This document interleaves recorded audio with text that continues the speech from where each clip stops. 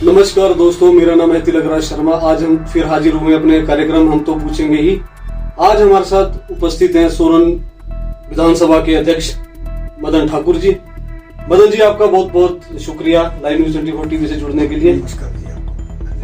आज हम आपसे बात करेंगे आपके विधानसभा क्षेत्र के लिए जिसके आप अध्यक्ष हैं सोलन भाजपा के। मदन जी, हम आपसे ये जानना चाहते हैं कि जो ये 4.5 साल का कार्यकाल रहा सरकार का, इस दौरान सरकार के जो विकास कार्य सोलन के लिए हुए उसके बारे में आपका क्या कहना है? क्या क्या कार्य यहाँ सरकार ने करवाए? तिलक जी, सोलन विधानसभा क्षेत्र में भारतीय जनता पार्टी ने विकास की दृष्टि से बड़े काम किए हैं। जैसे आपका सबसे पहले सोलन शहर की जो मांग होती थी नगर निगम की, तो भारतीय जनता पार्टी ने सोलन को नगर निगम दिया है।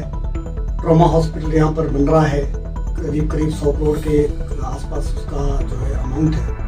और साथ ही हमारे कंडा घाट में हम बात करें तो वहाँ पर सेंटर ऑफ एक्सीलेंस एक बड़ा इंस्टीट्यूट है गवर्नमेंट का, वो बन रहा है। चाइल्ड के लिए हमने सब डिवीजन मांगा है तो चाइल्ड के लिए सब डिवीजन मिला है। और साधुपुर में अटल आदर्श विद्यालय जो सेंट्रल गवर्नमेंट की स्कीम है, हिमाचल प्रदेश में बहुत कम विधानसभा क्षेत्र में ये अटल आदर्श विद्यालय बनने हैं, तो उसमें सोलन को भी मिला है। तो ये 3-4 काम किए।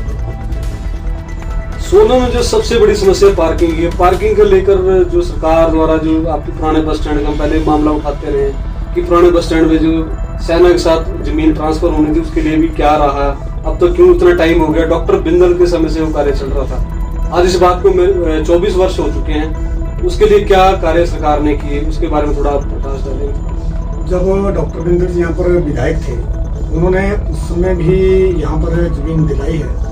उसके बाद जो आप पार्किंग की बात कर रहे हैं, उसके लिए सोलन बहुत तीव्र गति से आगे बढ़ रहा है। तो यहाँ पर पार्किंग के लिए जो है हमारी सरकार ने, हमने नगर निगम के चुनाव में भी कहा था लोगों से कि आप हमारे को मौका दें नगर निगम में, तो हम आपको पार्किंग बना करके देंगे। तो सरकार उसके लिए बिल्कुल प्रतिबद्ध है।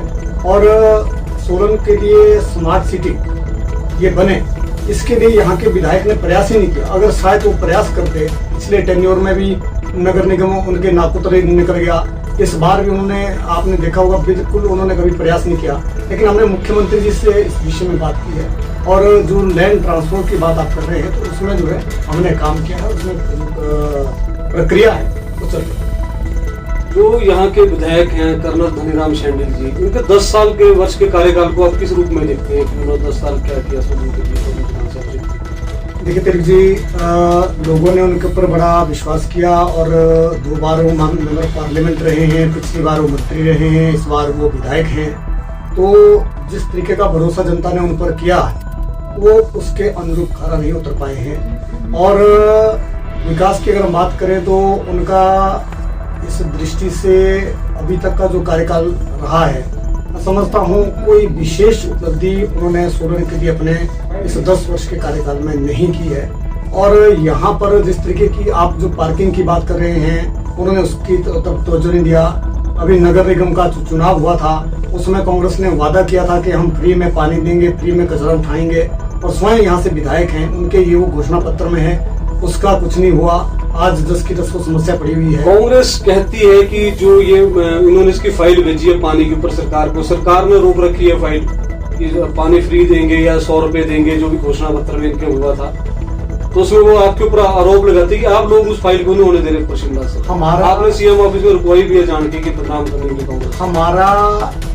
हमारी सरकार और जो नगर निगम का चुनाव था, हमारी घोषणा पत्र में तो फ्री में पानी, फ्री में कचरा, ये हमारे घोषणा पत्र में था ही नहीं। और ये वादा इन्होंने लोगों को नगर निगम बनाने के लिए और वोटर को बहलाने और फुसलाने के लिए किया।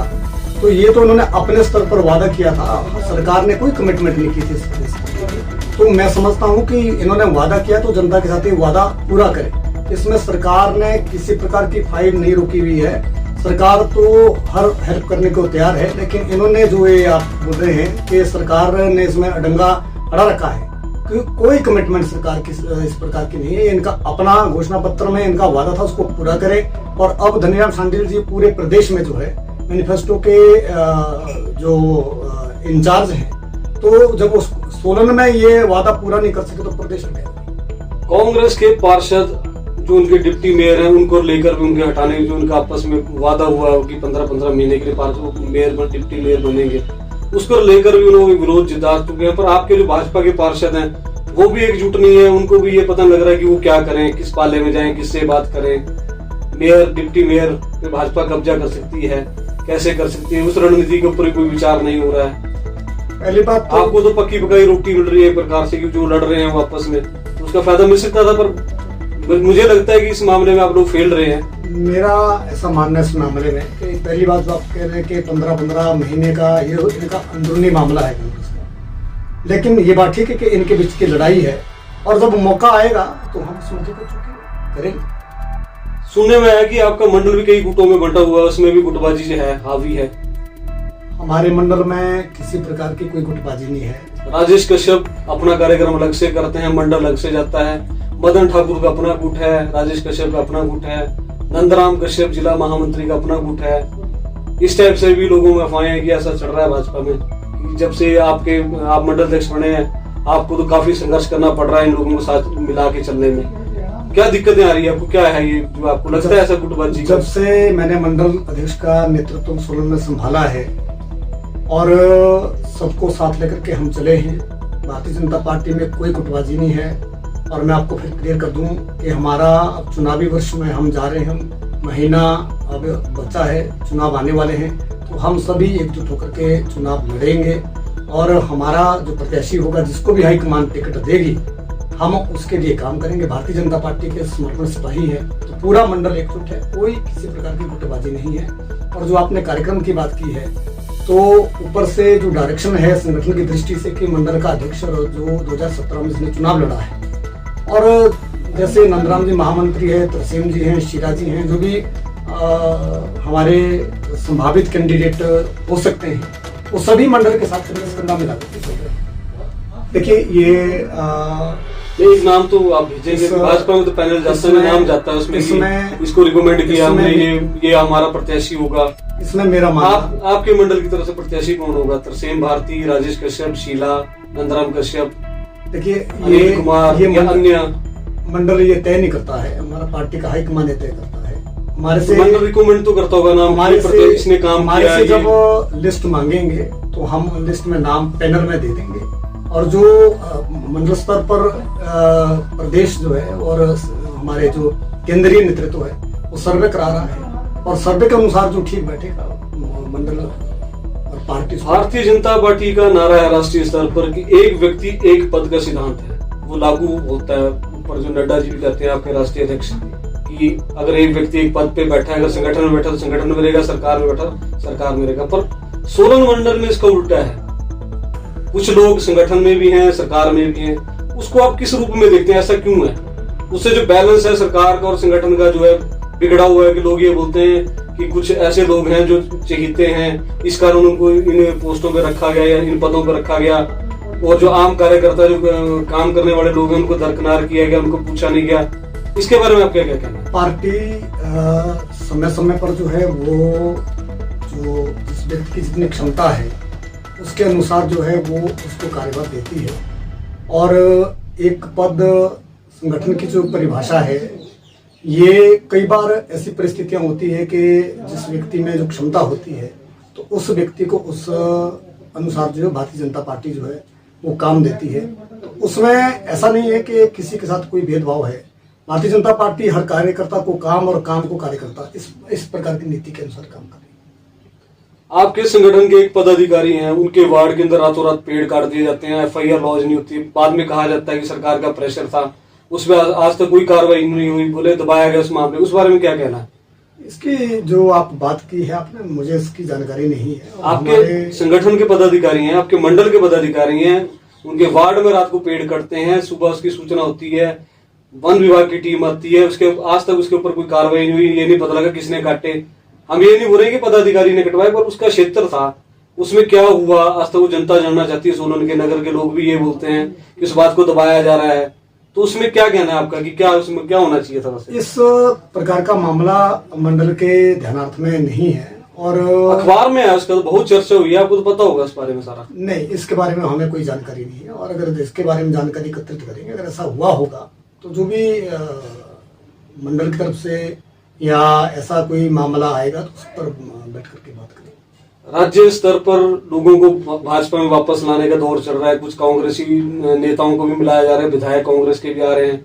आपके मंडल से कुछ कार्यकर्ता रुष्ट होकर या पार्टी से निकाल दिए गए थे या कोई भी कारण रहे थे, उनको वापसी के क्या प्रयास चल रहे हैं? उनको वापस भाजपा लेगी कि वो लोग पार्टी विचारधारा में वापस नहीं आएंगे, या उनको कोई किसी का समर्थक कह के छोड़ दिया जाएगा कि उसका समर्थक है तो उसको हम वापस नहीं लेंगे? देखिए, भारतीय जनता पार्टी सबका साथ सबका विकास इसको लेकर के काम कर रही है और कई बार भारतीय जनता पार्टी बहुत बड़ा परिवार है, तो कार्यकर्ता अपेक्षाकृत जो है वो उसकी अपेक्षाएं ज्यादा होती है, तो कई बार कार्यकर्ता भावनाओं में बह जाता है।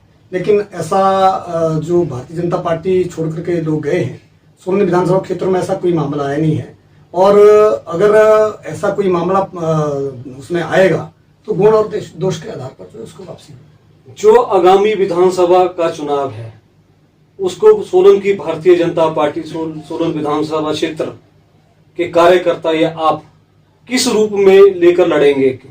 किन मुद्दों पर लड़ेंगे? आपके मुद्दे क्या होंगे? क्योंकि सरकार तो आपकी थी, अब आपका अगला मुद्दा क्या होगा? 2 बार आप हार चुके हैं सीट को, तो इस सीट को जो रिवाज बदलने वाला नारा चल रहा है वो रिवाज बदलेगा कि नहीं बदलेगा? भारतीय जनता पार्टी का जो नारा है वो सबका साथ, सबका विकास और सबका विश्वास। हमारा जो पिछली सरकार केंद्र की थी, फिर सरकार बनी और हिमाचल प्रदेश में जयराम ठाकुर जी की सरकार है, वो सबको साथ लेकर के चल रही है और हर वर्ग को इस सरकार ने लाभ दिया है। और आने वाले जो हमारे मुद्दे होंगे, हिमाचल प्रदेश में एक मैनिफेस्टो तैयार होगा, उसमें सोलन विधानसभा क्षेत्र का भी तैयार होगा, तो वो सारी चीजें जो हैं वो हाईकमान जो है, हमारी समितियां बनी, 17 समितियां बनी हैं, तो हर विधानसभा क्षेत्र की जो है वो मॉनिटरिंग होगी कि यहाँ पर क्या किस चीज की आवश्यकता है। जो यहाँ पर आवश्यकता आने वाले समय में होगी उसको मद्देनजर रखते हुए हाईकमान जो है, और हम भी यहाँ से भेजेंगे कि ये चीजें प्राथमिकता के आधार पर होनी चाहिए, तो उसको उसमें डाल करके हम उस चीज को चुनाव में जाएंगे। अंतिम प्रश्न, सोलन विधानसभा क्षेत्र में कहा जाता है कि डॉक्टर राजीव बिंदल का जिसके ऊपर हाथ होगा उसको ही टिकट मिलता है। इस बार डॉक्टर राजीव बिंदल का हाथ किसके ऊपर है? पिछली बार तो राजेश कश्यप को डॉक्टर बिंदल ने ही टिकट दिलाई, ये सब जानते हैं। इस बार किसके ऊपर हाथ है? ये अंतिम क्वेश्चन आपसे। डॉक्टर राजीव बिंदल सोलन विधानसभा क्षेत्र में 3 बार विधायक रहे हैं, इसीलिए मैंने आपसे पूछा है। बहुत बड़ा चेहरा है, क्योंकि वो जिसको लेके आएंगे और आधी वोटें तो उस टाइम हो जाती है कवर की, चलो डॉक्टर बिंदल का प्रत्याशी है। चुनाव समिति है उसके अध्यक्ष हैं और उस प्रबंधन समिति के अध्यक्ष हैं, तो चुनाव समिति में जो हमारी कोर ग्रुप है, जो हाईकमान बैठेगी, वो तय करेगी जिसको, उनका प्रत्याशी कौन होगा, जिसको टिकट मिलेगा। सोलन मंडल अध्यक्ष से पूछा जा रहा है उनका प्रत्याशी कौन होगा? टिकट मिलेगा डॉक्टर राजीव टिकट के लिए नाम भी दिया जाएगा ना, प्रत्याशी का नाम भी तो आता है कि ऐसे डायरेक्ट टिकट तो किसी जिसको टिकट मिलेगा भारतीय जनता पार्टी डॉक्टर राजीव बिंदल उनको सपोर्ट करेगी कि डॉक्टर बिंदल जो इसको टिकट देंगे उसको भारतीय जनता पार्टी सपोर्ट करेगी। इसमें कोई दो राय नहीं कि डॉक्टर राजीव बिंदल जी के यहाँ पर बहुत से कार्यकर्ता हैं, उनके बहुत से समर्थक हैं, बहुत बड़ी टीम है, तो डॉक्टर बिंदल जी भारतीय जनता पार्टी के समर्पण सिपाही हैं, जिसको भी टिकट देंगे डॉक्टर साहब वो नहीं कह सकते। चलो बहुत बहुत धन्यवाद Madan ji, live news 24 TV से बात करने के लिए।